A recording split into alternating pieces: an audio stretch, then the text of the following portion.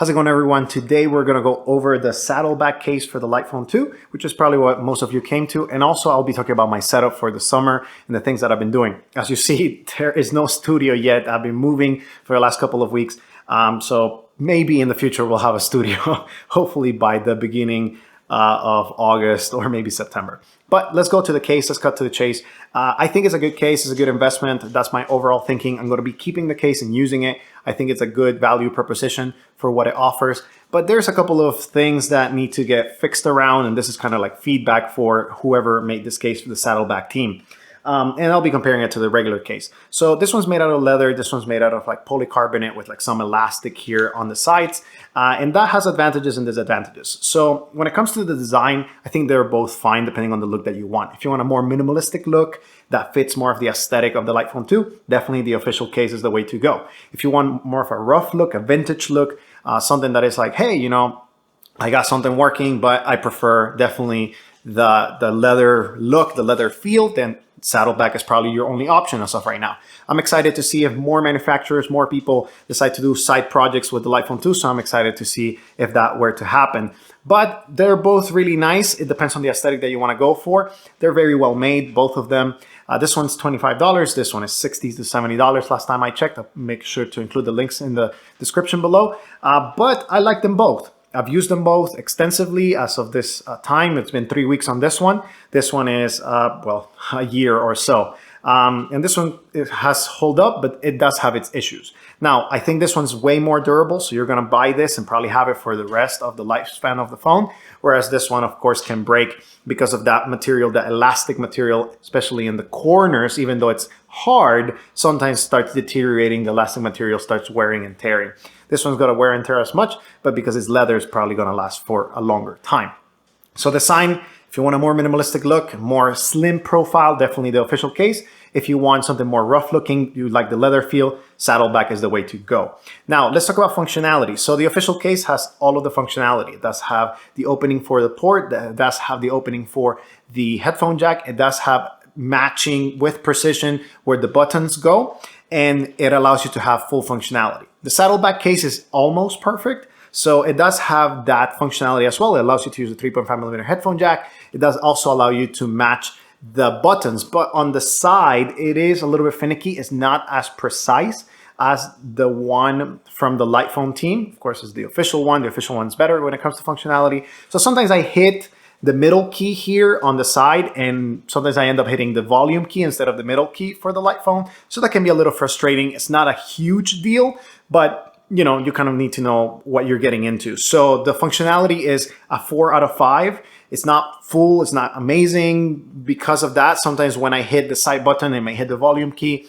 You get adjusted to it pretty quickly, but for the most part, it does work. The power button works well.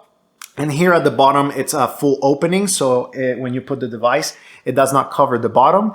That can get into protection, which is my next area that I'm going to talk about. I feel like they're protected very well for both the official case and the Saddleback case, but there is a little bit of a concern. If I drop the device in a certain manner, in a very specific manner, if it falls in a very, very specific case, like falling flat, would it break? Would it shatter? Maybe, I don't know. I don't usually try to throw my device around, but I feel like it protects it very well. It's a little bit more bulky than the slim case from the Lightphone team. So I feel like it's better protected, and especially leather. It's good protection, but it does have that opening at the bottom. And I'm like, oh, well, if it hits in a very specific way, will it break?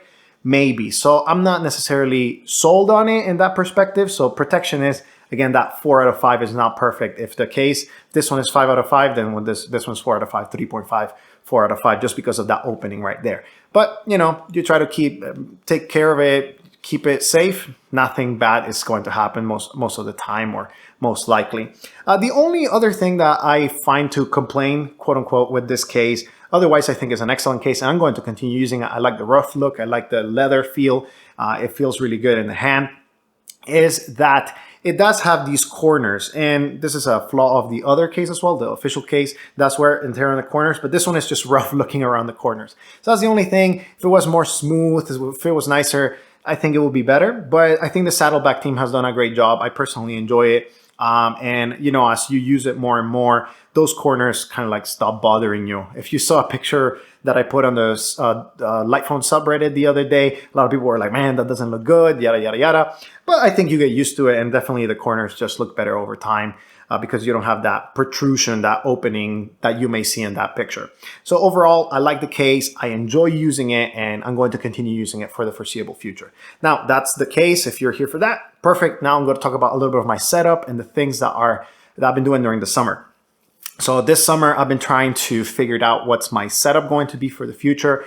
You know, I've tried multiple dumb phones, and I like to review them, of course, for you guys and to give the information out there. But I also have my personal setup, and this is something that I don't talk a lot about. But I'm really excited about my setup nowadays because I finally found something that works for me. So for my personal line, I have a personal line and I have a work line, which is something that I encourage a lot of people. And I'll be talking about this in future videos. I'm going to be doing a course and I'm going to be promoting it here, of course, and on the Reddit and everything, wherever you can find me. I'm going to be doing it through a company, and it's going to be pretty much accessible. I'm not going to charge. It's going to be free if they allow me to get it for free. And maybe if you want to donate, then you can donate. I like to do this for informational purposes and to help people. But essentially, the idea is I have a personal device where all of my family calls me, my wife, my parents, things of that nature, friends that I see. And then I have a work device, a work phone number. So I separate my lives in that sense. So sometimes I've been finding like, okay, what is it that I need in order to function for my work? So for my work, I may need email, or I may need WhatsApp. That's something that's huge in my work to communicate. I may need this app or that app. I need an app to set up the thermostat whenever I go to the office. Because everything is done through that. Literally, I cannot change the thermostat manually anymore at the office. I have to change it through the app. And you can say, well, you know, that's not really nice and everything, but that's just the reality. I don't get to control most of those decisions. That's what it's made. Also, to lock the office, I need, you know, I can use either my code or I can use the phone. So I've been trying to find a middle ground, right? I don't want to go full smartphone. I've done that life before, and that's what got me into this journey.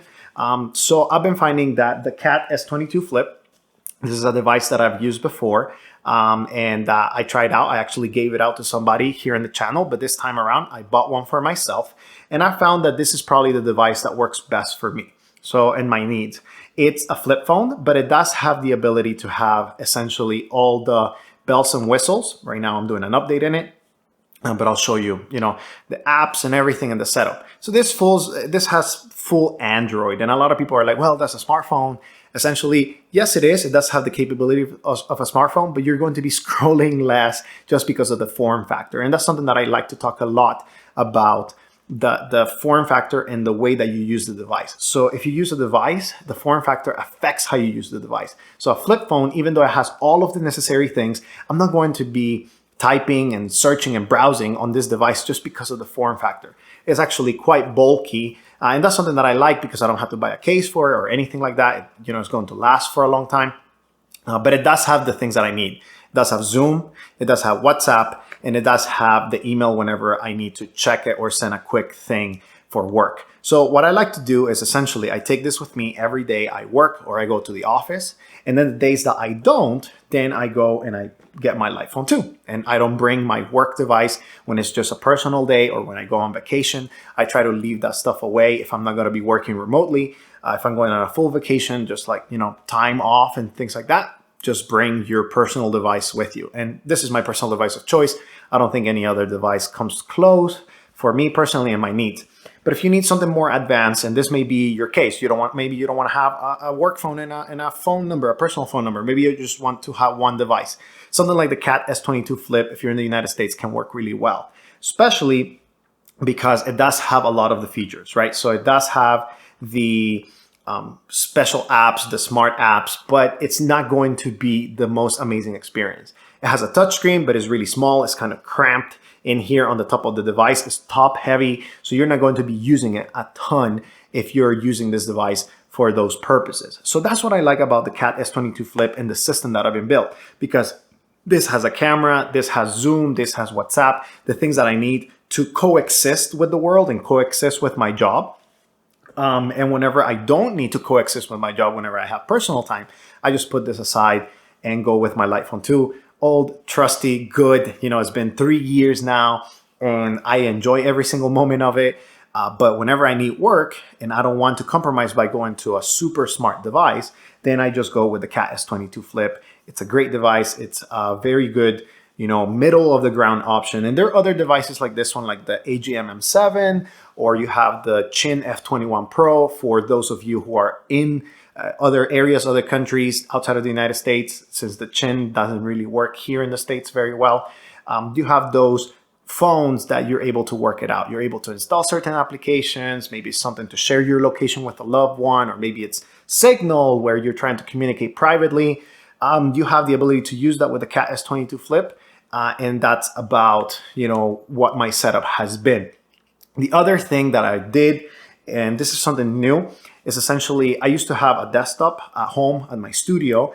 And what I'm doing now is actually I put the desktop at the office. So I'm trying to not have any dedicated screens in the house.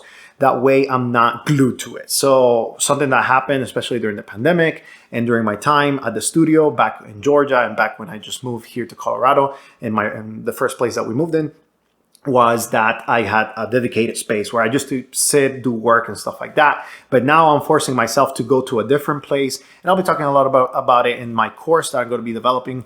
It's going to be like simple tips and tricks in order to spend less time in front of the screen and more time with the things that you actually want to do. So now when I have to work, I go to the office, I sit there, I'm a dedicated space. And whenever I'm at home, I don't have a dedicated space at home where I'm like hybrid, personal and like, you know, stuff like that. So I have a laptop, I open it up, I close it back up, but it's not a place that is calling for your attention. And I think that's pretty important. So that's my setup for the summer. That's what I've been, you know, trying around different devices. I've been on the Sunbeam.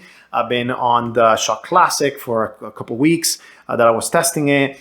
I tried the Mudita during the summer for a little bit, but none of that really cut it because I really needed, you know, 3 things. I needed WhatsApp, I needed Zoom for meetings, and I needed an email client, a basic one, just to reply whenever they send me something really important. So because of those things, I said, you know what's the middle ground? I found the device that was for me, and then I found it, CAT S22 Flip. I was like, you know what, let me just give it a try again, and it's been working magnificently. Right now it's doing an update, but I'll be showing you some of the features that it has for you. And again, if you have any questions or anything about these devices or any of the other devices that I've reviewed, make sure to put it in the comments below. I'll be interacting with you guys. Thanks for watching. See you in the next one.